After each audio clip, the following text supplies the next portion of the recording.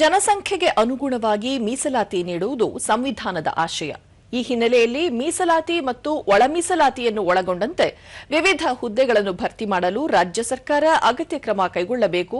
ಇಲ್ಲದಿದ್ದರೆ ರಾಜ್ಯಾದ್ಯಂತ ಹೋರಾಟ ನಡೆಸುವುದಾಗಿ ಸಂಸದ ಗೋವಿಂದ ಕಾರಜೋಳ ಚಿತ್ರದುರ್ಗದಲ್ಲಿಂದು ಹೇಳಿದ್ದಾರೆ.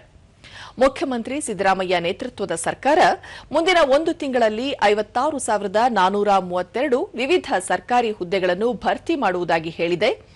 ಈ ಭರ್ತಿ ಪ್ರಕ್ರಿಯೆ 56% ಮೀಸಲಾತಿ ಹಾಗೂ ಒಳ ಮೀಸಲಾತಿಯನ್ನು ಒಳಗೊಂಡು ನಡೆಯಬೇಕು. ಈ ನಿಟ್ಟಿನಲ್ಲಿ ರಾಜ್ಯ ಸರ್ಕಾರ ಅಗತ್ಯ ಕ್ರಮ ಕೈಗೊಳ್ಳಬೇಕು ಎಂದರು. ರಾಜ್ಯಪಾಲರು ಒಳ ಮೀಸಲಾತಿ ಜಾರಿ ಕುರಿತ ಮಸೂದೆಗೆ ಸಹಿ ಹಾಕಿದ್ದಾರೆ. ಅದಕ್ಕೆ ಪೂರಕವಾಗಿ ಹುದ್ದೆಗಳನ್ನು ಭರ್ತಿ ಮಾಡಿಕೊಳ್ಳಬೇಕು ಎಂದು ಹೇಳಿದ್ದಾರೆ. ಮಾಡಿದ ನ್ಯಾಯಮೂರ್ತಿ ನಾಗಮೋಹನ್ ದಾಸ್ ವರದಿ ಅನುಷ್ಠಾನ ಮಾಡುವಲ್ಲಿ ಹಿಂದೇಟು ಹಾಕುತ್ತಿದೆ.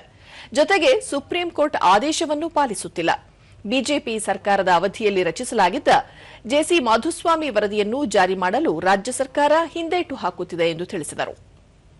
ಬಸವರಾಜ ಬೊಮ್ಮಾಯಿ ಅವರು ಜನಸಂಖ್ಯೆಗೆ ಅನುಗುಣವಾಗಿ ಮೀಸಲಾತಿ ಹೆಚ್ಚಲಾಗಬೇಕನ್ನೋದು ಮತ್ತು ಮೀಸಲಾತಿಯಲ್ಲಿ ಒಳ ಮೀಸಲಾತಿ ಆಗಬೇಕನ್ನೋ ಬೇಡಿಕೆಯನ್ನ ಮಾಧುಸ್ವಾಮಿ ಅವರು ನಮ್ಮ ಕಾನೂನು ಸಚಿವರ ಅಧ್ಯಕ್ಷತೆಯಲ್ಲಿ ಸಮಿತಿ ಮಾಡಿ ಎಲ್ಲ ವರ್ಗಗಳಿಗೆ ಒಪ್ಪಿಗೆ ಆಗುವ ರೀತಿಯಲ್ಲಿ ನಿರ್ಧಾರವನ್ನು ಕೈಗೊಂಡ್ರು.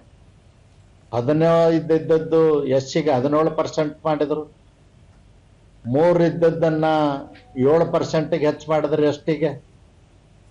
ಮತ್ತು ಅನುಷ್ಠಾನಕ್ಕೆ ತಂದರು. 2022ರಲ್ಲೇ ಮೀಸಲಾತಿ ಹೆಚ್ಚಳ ಆದೇಶವನ್ನು ಅನುಷ್ಠಾನಕ್ಕೆ ತಂದರು. ಅದರಿಂದ ಶಿಕ್ಷಣದಲ್ಲಿ, ವೈದ್ಯಕೀಯ ಕ್ಷೇತ್ರದಲ್ಲಿ, ಇಂಜಿನಿಯರಿಂಗ್ ಕ್ಷೇತ್ರದಲ್ಲಿ, ಅನೇಕ ವೃತ್ತಿಪರ ಶಿಕ್ಷಣದಲ್ಲಿ 17% ಮತ್ತು 7% ಮೀಸಲಾತಿ ಸೌಲಭ್ಯವನ್ನು ಕೊಡ್ತಕ್ಕಂಥ ಕೆಲಸ ಬೊಮ್ಮಾಯಿ ಅವ್ರ ಸರ್ಕಾರ ಮಾಡಿತು. 4 ವರ್ಷಗಳ ಕಾಲ ಮೀಸಲಾತಿ ಹೆಚ್ಚಳದ ಆದೇಶ ಜಾರಿಯಲ್ಲಿ